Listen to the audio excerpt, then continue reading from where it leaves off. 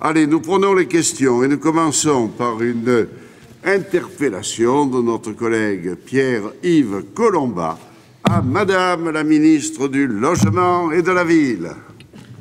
Monsieur le Président, Madame la Ministre, chers collègues, Madame la Ministre du Logement, je souhaiterais attirer votre attention sur les difficultés rencontrées par les propriétaires d'habitations légères de loisirs, HLL dans le jargon, et notamment sur les litiges qui les opposent parfois aux propriétaires des parcelles qu'ils occupent dans des parcs de loisirs ou campings. Ainsi, dans le Var, des propriétaires de HLL se voient temporairement sommés de quitter leur logement, le parc résidentiel de loisirs dans lequel ils se sont installés, fermant pour les mois d'hiver.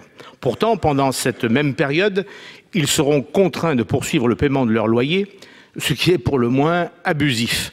Compte tenu par ailleurs du fait que ces propriétaires d'habitations légères de loisirs ont obtenu un permis de construire et sont assujettis aux taxes locales d'habitation et foncière, cet état de fait s'apparente à une expulsion de leur propre habitation, expulsion illégale par ailleurs entre le 1er novembre et le 15 mars pour tous les locataires.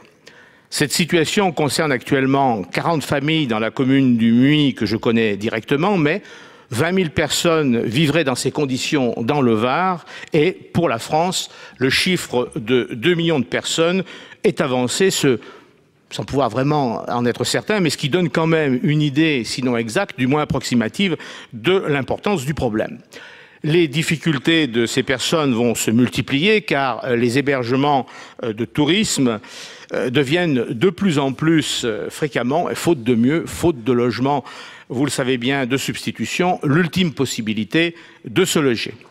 Aussi, Madame la Ministre, je souhaiterais savoir de quelles garanties légales peuvent se prévaloir les propriétaires d'habitations légères de loisirs demeurant de manière permanente dans les parcs résidentiels de loisirs ou les campings, savoir en tout état de cause si vous comptez prendre des dispositions pour leur éviter d'être expulsés durant la période hivernale. Je vous remercie. Madame la ministre du Logement et de la Ville. Monsieur le Président, Madame et Messieurs les sénateurs, Monsieur Pierre-Yves Collombat, vous appelez mon attention sur la situation particulière de familles du Var qui sont amenées à quitter leur hébergement de loisirs durant les mois d'hiver. Vous assimilez leur situation à des expulsions illégales entre le 1er novembre et le 15 mars. Je suis bien consciente de la situation difficile des personnes, parfois en situation précaire, qui sont contraintes à résider de manière permanente dans des constructions par définition et par nature déplaçables, démontables ou transportables, et à usage exclusivement de loisirs ou d'occupation temporaire. Toutefois, cet habitat et les normes qui le régissent, vous le savez bien, Monsieur le Sénateur, ne sont pas adaptés à des conditions d'habitat permanent qui obéissent à des règles de confort plus exigeantes et nécessitent un bon accès aux services urbains. Les occupants de ces hébergements de loisirs ne bénéficient donc pas des mêmes garanties que celles offertes aux locataires titulaires d'un bail pour un logement. L'obtention d'un permis de construire ou d'une autorisation d'urbanisme équivalente et le paiement de la seule taxe d'habitation sont sans effet, vous le savez, sur cette situation.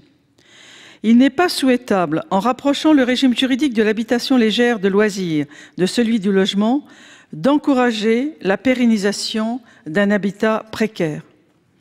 La véritable réponse à cette question réside dans la mise en œuvre d'une action renforcée en faveur du logement social et de l'hébergement. C'est le choix qui a été fait par ce gouvernement avec la relance de la construction du logement locatif social.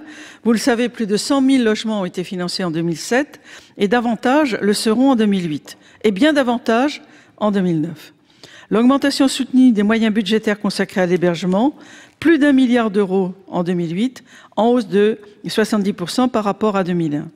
À cet effort financier s'ajoutent les nombreux instruments mis à la disposition des collectivités territoriales pour mener une politique de l'habitat volontariste en faveur des populations modestes. Ce sont de véritables boîtes à outils que le projet de loi que j'ai eu l'honneur de vous présenter la semaine dernière sur la mobilisation pour le logement et la lutte contre l'exclusion va bien sûr enrichir. Monsieur Collombat, vous souhaitez répondre, Madame la ministre? Oui, Madame la Ministre, j'ai bien conscience qu'il y a un peu quelque chose d'exorbitant à s'adresser directement au ministre pour traiter ce type de problème.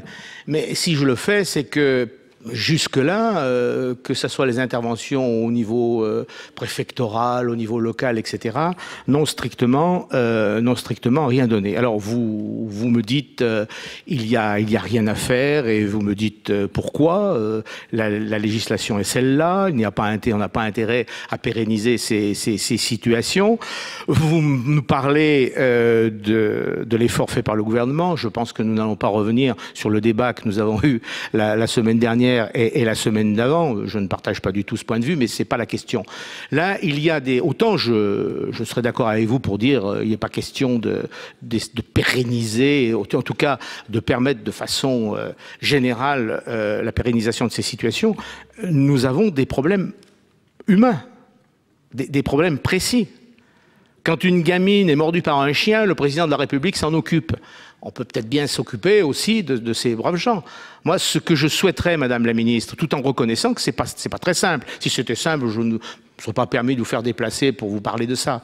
C'est que vous puissiez intervenir au moins peut-être auprès du préfet, qui voit localement et temporairement et spécialement si quelque chose peut être fait. J'ai bien conscience que ça ne peut être que des mesures spécifiques. Je ne vous demande pas une révision de la législation, ce qui serait absurde, on serait pas d'accord. Mais il y a vraiment des problèmes humain extrêmement sérieux. Alors autant on peut prendre des dispositions pour éviter que ça ne prolifère et que ça ne se répète, autant si vous pouviez faire quelque chose, encore une fois, à titre individuel pour essayer d'améliorer cette situation, je pense que nous jouerions notre rôle. Merci madame. Merci monsieur Colomba.